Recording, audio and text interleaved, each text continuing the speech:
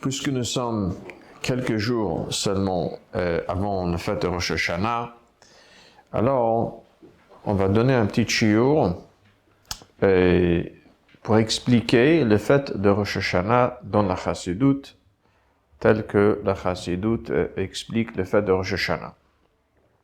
C'est dans Rosh Hashanah, il y a plusieurs sujets.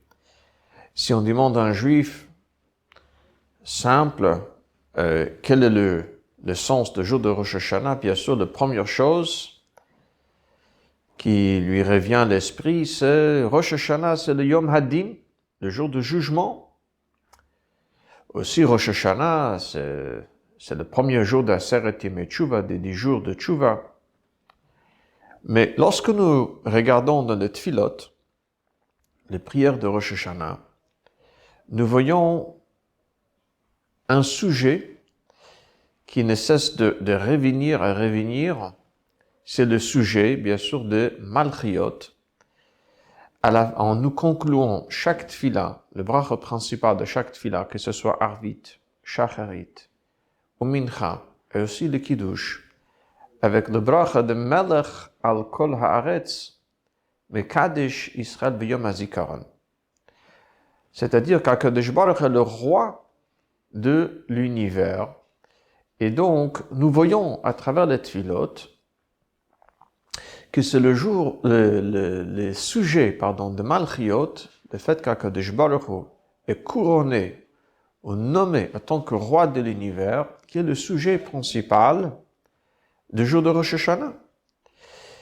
Et comme nous allons expliquer que tous les autres sujets de Rosh Hashanah, le fait que c'est Yom Hadin, le fait que c'est le début d'Aseret Yemei Tshuva, alors cela sont, on va dire, un résultat du fait que ce jour-là, c'est le jour qu'Akadosh Baruch Hu est couronné en tant que roi de l'univers. Tout d'abord, à quoi correspond le jour de Rosh Hashanah? Alors, le jour de Rosh Hashanah, bien sûr, c'est le 6e jour de la création qui correspond au vendredi. Et donc, le premier Rosh Hashanah, c'était le jour dont Adam Arishon, le premier homme, était créé. Et comme le Midrash nous raconte qu'Adam Arishon était le premier des créatures qui avait l'intelligence, la conscience, qui vient d'être créé par son Créateur, et qui va donc couronner Akadosh Baruch Hu en tant que roi sur tout l'univers, toutes les créatures, en chantant le cantique de Hashem, Malach, Geut, Lavesh. Et c'est pour cela, justement, que dans le Beit HaMikdash, tout le jour, au moment de sacrifice de Korban Tamid, de Korban journalier, de matin, de Lévim, ils chantaient justement ce même chapitre de Télim d'Hashem Malach. Et c'est pour ça que le coutume de nos jours aussi, nous rappelons tout le vendredi que c'était ces chansons que chantaient les Lévim dans le Beit HaMikdash, Hashem Malach Geut Lavesh. Donc, comme Adam Arishon a couronné Akadosh Baruch Hu en tant que roi de l'univers, donc nous devons faire de même chaque année le jour de Rosh Hashanah. Le Mishnah nous dit, dans le Mesirte Barachot, dans Perek Dal, le 4e chapitre, que mitzvat hayom b'shofar, le mitzvah de jour de Rosh Hashanah, c'est-à-dire la mitzvah principale, c'est le mitzvah de shofar. Si le sujet principal de Rosh Hashanah, c'est l'idée de Malchiot, que nous couronnons Akadosh Baruch Hu en tant que roi de l'univers, certainement ce sujet donc doit s'exprimer dans le mitzvah principal de ce jour qui est le mitzvah de shofar, et comme nous allons essayer d'expliquer cela. Mais tout d'abord, regardons sur le Moussaf du jour de Rosh Hashanah. Le Moussaf du jour de Rosh Hashanah est différent que tous les autres Moussaf que nous prions, le Shabbat, le Yom Tov, le Rosh Chodesh. Bien sûr, le Moussaf correspond au Korban Moussaf, cette Korban en plus de Korbanot journaliers. Et donc, nous prions pour le commémorer, bien sûr, le Tfilah de Moussaf, mais dans toutes les autres Moussaf, que ce soit Shabbat ou Fête ou Rosh Chodesh, il y a toujours les 3 premières bénédictions, 3 dernières bénédictions. Il y a toujours une seule bénédiction au milieu. Elle peut être longue, et même très longue, comme c'est le cas de Yom Kippour. Elle peut être plus courte, mais il n'y a toujours qu'une seule bénédiction au milieu de l'Amida de Moussaf. Et on termine toujours avec le sujet de jour. Si c'est Shabbat, c'est Mekadesh Shabbat. Si c'est Yom Tov, un de trois fêtes, Shalosh Regalim, c'est Mekadesh Israël Vahazmanim. Si c'est Rosh Chodesh, on termine avec Rosh Chodesh. Yom Kippur, on termine avec Melech Mochel Vesoler, l'idée de pardon, de kapara. Le Moussaf de Rosh Hashanah, par contre, se distingue des autres Moussaf du fait que il n'y a pas qu'une seule bénédiction au milieu, il y en a trois bénédictions qui parlent de trois sujets différents. Le premier des trois bénédictions, c'est le sujet de Malchiot. On parle de royauté d'Akadosh Baruch Hu, des amenons de Psukim, des versets de la Torah, des Nevim, des Ktuvim qui parlent de royauté d'Akadosh Baruch Hu. Et on termine avec le bracha de Malchiot, le même bracha de l'Amida de Arvit et Shacharit et de Mincha, de Kiddush aussi. Melech al kol haaretz mekadesh Israël b'yom hazikaron. Deuxième bracha, c'est Zichronot. On parle d'idée de souvenirs, qu'Akadosh Baruch Hu se souvient de toutes ces créatures. Et on conclut le bracha avec Zocher Abrit, celui qui se souvient de l'alliance qu'elle a fait avec nous. Et la troisième bénédiction, c'est le sujet de Shofrot, qu'on termine avec le bracha de Baruch Ata Hashem Shomea Kol Truat Amo Israël Berachamim, celui qui écoute, qui entend, qui écoute les sonneries de ses enfants Israël avec miséricorde. Alors, pourquoi ces trois sujets dans le Moussaf? Alors, le Gemara dans Brachot nous dit, dans Rosh Hashanah, pardon, dans 12 endroits différents, Daf Tet Zayin et Daf Lamed Dalet, nous dit le Gemara les choses suivantes. Le jour de Rosh Hashanah, HaKadosh Baruch Hu dit au Bnei Israël, Imru lefanai malchiot, kedei shetamlichuni aleichem. Dites devant moi le psukim de Malchiot qui parle de royauté d'HaKadosh Baruch Hu. Ainsi vous allez me couronner. Shofrot, le Gemara continue, Zichronot, dit le Gemara, dites devant moi des psukim qui parlent de souvenirs, ainsi que des Shiyale Zichronechem lefanai, le tova, que j'aurai de vous un bon souvenir. Et enfin, le Gemara continue, ou bameh, bashofar. Et comment, c'est-à-dire a priori, comment me couronner? Comment aurais-je de vous un bon souvenir? Tout cela, c'est par le shofar qui correspond, bien sûr, au tkiyat shofar, selon un avis, et selon un autre avis dans le Rishonim, dans le commentaire de Gemara, et correspond aux troisième bénédiction qui parle du sujet de Shofrot. Alors, on va essayer d'expliquer qu'est-ce que c'est cette idée qu'Akadosh Baruch Hu demande le jour de Rosh Hashanah, qu'on le couronne, Shetam lichuni aleichem, vous allez me couronner. Alors, nous allons donc peut-être donner une parabole d'un roi et son peuple. Le roi et le peuple, tel qu'elle est pour un roi de chair et d'os, Melech Basar Vadam. Vous savez, tout d'abord dans la Torah, un roi n'est pas un dictateur. Un dictateur, c'est tout à fait le contraire d'un roi, selon la Torah. Un dictateur, c'est quelqu'un qui n'est pas plus haut que le peuple. Au contraire, il s'appuie sur le peuple pour, à ses yeux, devenir grand. Un melech, un roi selon la Torah, c'est quelqu'un qui est plus haut que le reste du peuple. Et régner sur le peuple, pour lui, c'est un descente. Et comme nous le trouvons dans le Navi Shmuel, pour le premier roi, pour le peuple d'Israël, qui était le roi Shaoul HaMelech, alors, là-bas, le Navi nous raconte comment Shaoul ne voulait pas régner. Il était Nerbel Hakel, il allait se cacher, il fallait le chercher. Et le Navi nous raconte comment Shaoul était Mishichmo Umala Gavoha Mikolam. Ses épaules étaient plus hautes que les têtes des restes du peuple. Peut-être il était physiquement grand, mais bien sûr, le fait qu'il était physiquement grand était un reflet de son niveau spirituel. Shaoul HaMelech était quelqu'un qui était vraiment plus haut que le reste du peuple. Et donc, Pour lui, régner sur le peuple, c'était une descente, c'était un rabaissement. Et pour qu'il accepte de régner, il fallait que le peuple le supplie, et tel qu'il s'est expliqué dans le livre de Kabbalah et de Chassidut, qu'il avait en lui cette ratzon lemlucha, cette volonté de régner, mais qui était dans l'inconscience, dans son inconscience, et cachée en lui. Il fallait donc, à travers les supplications, et on va dire la soumission du peuple à sa volonté, il fallait tout cela pour réveiller chez lui, pour qu'il découvre lui-même cette volonté de descendre vers le peuple et devenir le roi et de s'en occuper de leurs besoins, toutes leurs nécessités, etc. Donc,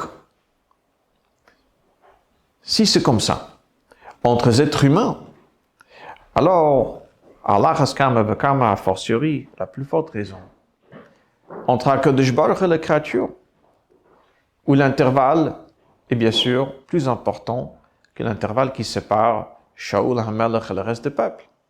D'où vient la question, si le peuple pouvait réveiller chez le roi cette volonté, c'est parce qu'il y a une certaine mesure en commun, quand même, entre le roi et le peuple, même s'il est plus haut qu'eux.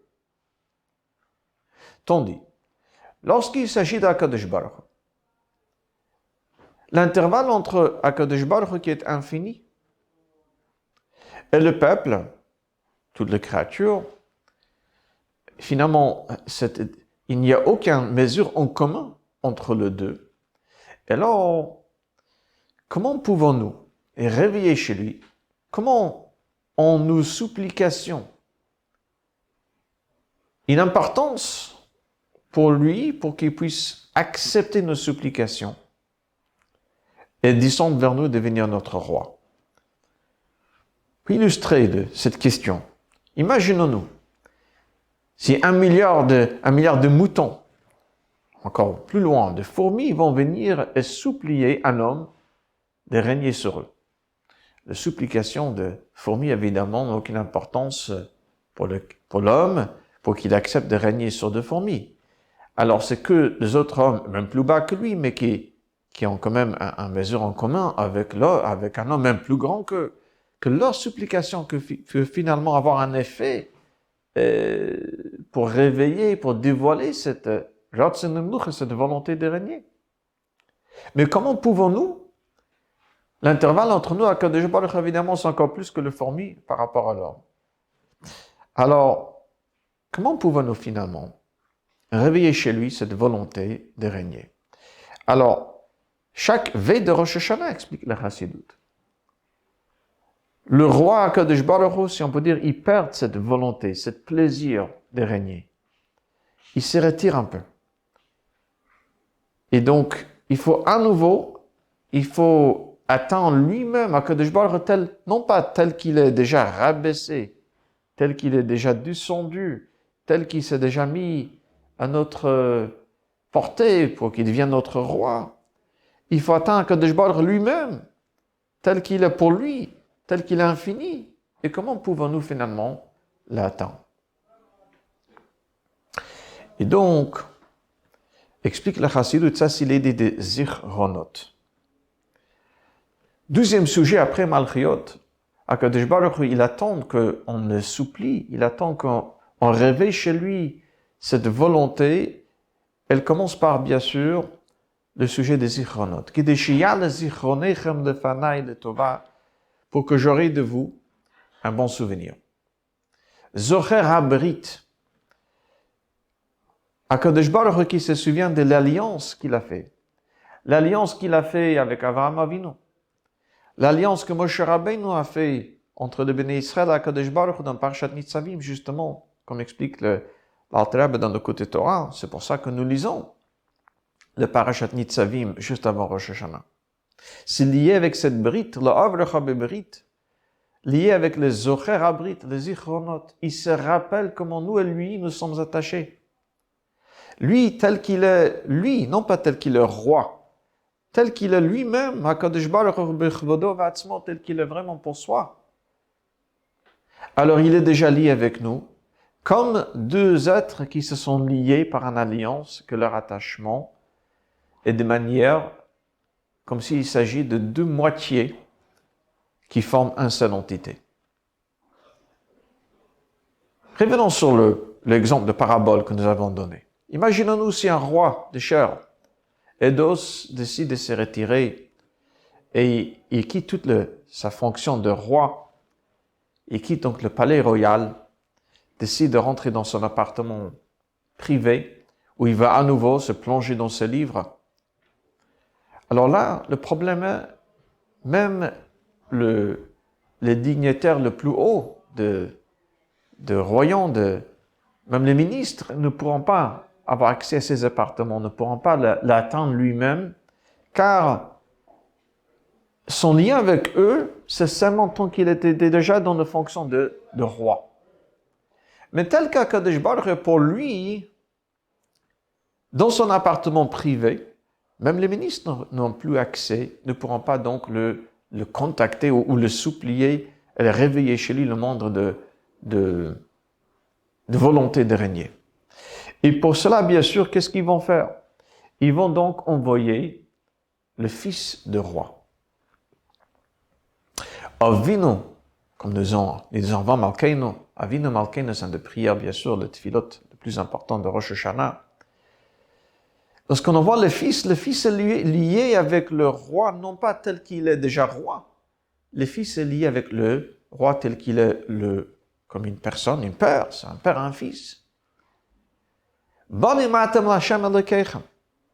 Nous sommes les enfants d'Akadosh Baruch Hu. Et donc, notre lien avec lui n'est pas seulement avec lui tel qu'il est roi, sur toute la création, toutes les créatures.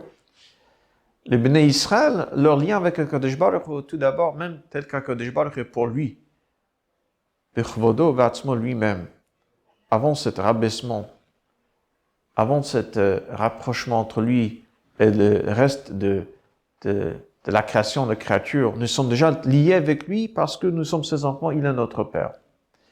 Donc nous avons accès, on va dire, dans cet univers de roi tel qu'il est pour lui. Et ça, c'est l'idée des Zichronot. Peut-être une deuxième idée aussi dans Zichronot, évidemment, c'est l'idée de Tshuva. Lorsque nous venons supplier et demander à Kadosh Baruch de descendre à nouveau vers nous et de régner sur nous, alors la première chose, évidemment, c'est il faut se soumettre. Il faut accepter son royauté. Il faut accepter ses décrets. Et lorsque, comme le Gemara nous dit, lorsqu'on demande à un roi de devenir roi et il demande « Et où vous étiez jusqu'à maintenant ?» Lorsque je vous ai donné des décrets que vous n'avez pas peut-être respectés. Alors c'est pour ça qu'à ce moment, ça c'est l'idée des Zichronot aussi, comme nous allons peut-être l'illustrer à travers un parabole à la fin de Shiur. Alors c'est aussi l'idée de Tshuva. Cette Tshuva, le jour de Rosh Hashanah, elle fait partie de notre demande d'Akadosh Baruch Hu de régner sur nous. Et comme il est expliqué aussi dans la Chassidut, c'est pour ça que le Tshuva de Rosh Hashanah est différent que le Tshuva de Yom Kippour. Yom Kippour, nous faisons vidouille. La confession, nous rappelons les détails de différentes transgressions. Ce que nous ne faisons pas Rosh Hashanah, parce que c'est un Tshuva klali général, c'est plus une acceptation de la juge divin, et pour cela, nous devons donc faire Tshuva sur le passé pour accepter qu'à partir de maintenant, nous n'allons pas être récidives et nous allons donc respecter tous ces mitzvot. Tout cela, évidemment, est fait donc par le shofar. Comme le Gemara nous dit, Ubame va shofar. Si Akadosh Baruch Hu va se souvenir de nous, de cette mérite, et à travers le tshuva que nous faisons, mais tout cela, c'est par le sonnerie de shofar. Qu'est-ce que c'est le shofar? Shofar, c'est cette cri, justement, de cet enfant qui se sent éloigné de son père, qui veut à nouveau se retrouver tout près de lui. Et pour cela, je vais peut-être apporter un parabole de Baal Shem Tov qui est amené dans le Mamarim, notamment dans un maïm de Rabbi Maharash, Rabbi Shmuel, le 4e rabbi de Chabad de Lubavitch. Alors, le Baal Shem Tov a donné le manche suivant pour qui a shofar. Une fois, il y avait un roi qui avait un fils unique. Le fils unique donnait beaucoup de satisfaction à son père, le roi. Lorsqu'il grandissait dans le palais, il était brillant. Un jour, le roi dit à son fils, tu peux partir pour explorer, voir le monde extérieur, pour combien de temps tu veux. Et lui donne bien sûr beaucoup d'argent, de chevaux, de serviteurs. Le fils, il est donc parti dans un pays lointain, un pays où on ne connaissait même pas son père, où on parle une autre langue, où on s'habille de manière différente, et petit à petit, il commence à s'habituer au mode de vie de ce pays où il s'est trouvé. Il commence à s'habiller comme eux, parler leur langue, et petit à petit, il oublie un peu d'où il vient, son père, le roi. Et tout cela, bien sûr, jusqu'au moment qu'il n'y a plus d'argent. Il est obligé de vendre tout d'abord les chevaux, après les serviteurs. Et lorsqu'il n'y a plus d'argent, il se rappelle, ah, j'ai un papa, un roi. Il commence à se diriger. Il fait le long vers le palais vers le pays de son père. Il fait le long chemin. Il arrive devant le palais. Et malheureusement, le gardien devant voit un monsieur bizarrement habillé, qui ne parle même pas le langue. Il essaie d'expliquer avec des gestes que c'est lui le fils qui est perdu depuis longtemps. Laissez-moi rentrer, mais il ne veut pas le laisser rentrer. Jusque qu'il commence à crier. Il dit, papa, papa, sauve-moi. Et le roi qui est assis sur son trône à l'intérieur, il dit, laissez-le rentrer, ça c'est la voix de mon fils, laissez-le rentrer. C'est-à-dire, c'est cette cri qui vient de fils qui veut rejoindre son père, qui dépasse toutes les barrières de langue et toutes les autres barrières qui puissent exister. Mais lorsque c'est un cri de cœur de fils, elle arrive jusqu'au cœur de son père. Et ça, c'est le cri de sonnerie de chauffard qui amène qui réveille, on va dire, chez le papa tel qu'il est, encore une fois, pour lui, assis dans son appartement privé. Il se rappelle donc de nous et de lien privilégié que nous avons avec lui. Et c'est là où il accepte donc nous demande de descendre à nouveau vers toute la création et devenir un nouveau roi. Je vais donner un deuxième parabole, cette fois-ci de Rabbi Levi Yitzchak de Berditchev, qui explique plus l'idée de zichronot, de souvenir. Alors, une fois, il y avait un roi qui est parti avec toute son suite pour faire le sport préféré des nobles de l'époque, c'était le chasse, évidemment. Donc, il est parti dans le forêt pour faire la chasse. Au bout de quelques jours, ils sont perdus. Les GPS ne marchaient plus. Et le plus que le temps passait, alors, il sentait qu'il s'enfonce de plus en plus dans la forêt. On ne voit pas la fin. Et il commence à manquer de la nourriture, de l'eau, que leur vie commence vraiment à être en danger. Et lorsqu'ils sont déjà presque désespérés, de loin, ils voient une petite maisonnette. Alors, bien sûr, ça fait renaître un certain espoir. Il vient, il se rapproche de la maison, il toque sur la porte et il y a un monsieur, un forestier qui habite ici, qui les a bien accueillis. Il ne savait pas qu'il s'agit de rois, mais il voit des gens qui sont épuisés. Il les accueille chez lui. Il les a nourris pendant plusieurs jours, le temps qu'il reprend un peu de leur force. Et là, il va les accompagner jusqu'aux fourchettes, au carrefour qui amène directement aux capitales. Et juste avant de se séparer, le roi lui dit, écoute, c'est moi votre majesté, c'est moi le roi, venez avec nous, je te donnerai un poste important. Tu seras donc mon conseillère au palais. Il vient au palais, il travaille avec fidélité, avec dévouement pendant un certain durée, jusqu'à qu'un jour, il a fait une bêtise et le roi ordonne son exécution, ce sera sa punition. C'était un monsieur intelligent, donc il demande une chose, il dit, un dernier demande, votre majesté, avant que vous allez m'exécuter, Si on peut chacun s'habiller dans les habits que nous avons portés lorsque vous étiez entièrement perdus dans la forêt. Vous allez porter vos habits de chasse.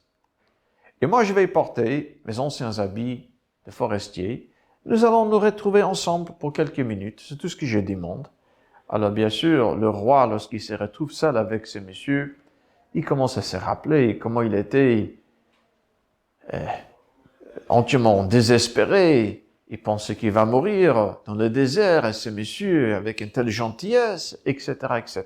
Et donc, il dit, cette fois-ci, tu es épargné, tu es acquitté. Alors, c'est la même chose dit Rabbi Yitzchak de Berditchever.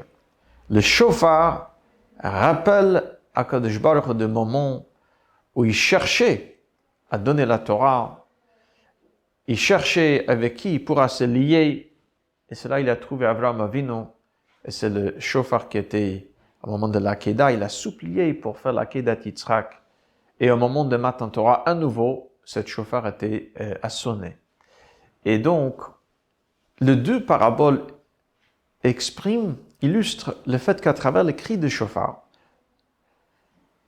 elle ouvre, on va dire, le porte.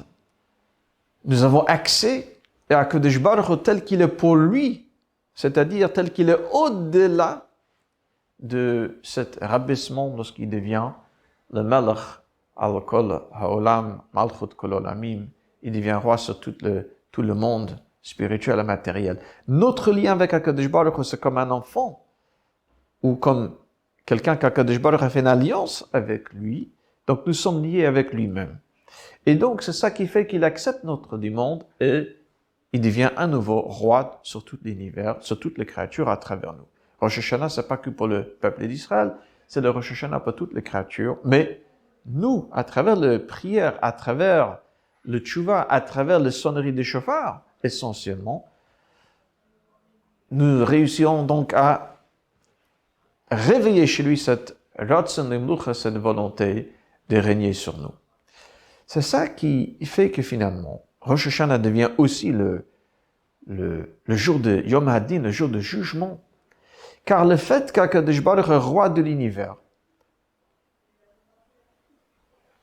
lorsqu'il est roi de l'univers, ça c'est l'existence de l'univers et de chaque créature de manière individuelle, tel qu'il s'expliquait dans la Chassidut de manière générale. Basara Ma'amarot, dans la Mishnah de Pirkei Avos, Basara Ma'amarot Nivra Olam, le monde est créé par les 10 paroles d'Akadosh Baruch Hu. Midvar Hashem Shemaim Nasu. Le firmament, les cieux, sont créés par les paroles d'Hashem. Et comme c'est marqué dans Midvar Melech Shilton, un roi, il règne à travers sa parole.